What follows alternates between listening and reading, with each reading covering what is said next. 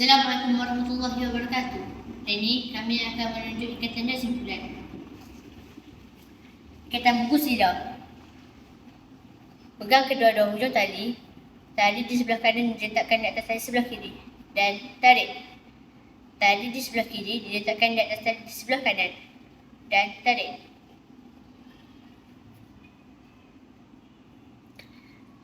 Fungsi ikatan buku sila: mematikan ikatan dan mengikat bungkusan, untuk mengikat kain anduh, menyambung dua tali yang sama saiz.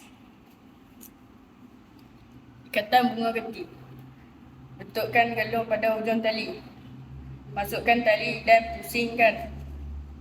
Bentukkan satu galung lagi. Kemaskan ikatan.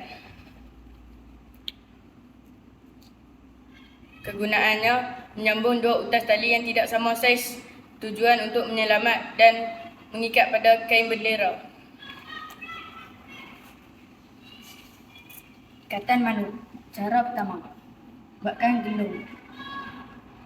gelung kedua. Letakkan gelung pertama di atas gelung kedua. Masukkan kayu ataupun gulung. Kemaskan. Cara kedua,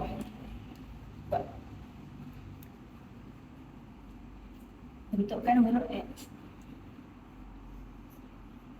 Tarik ke atas. Masukkan di celah kayu ataupun tali. Kemaskan.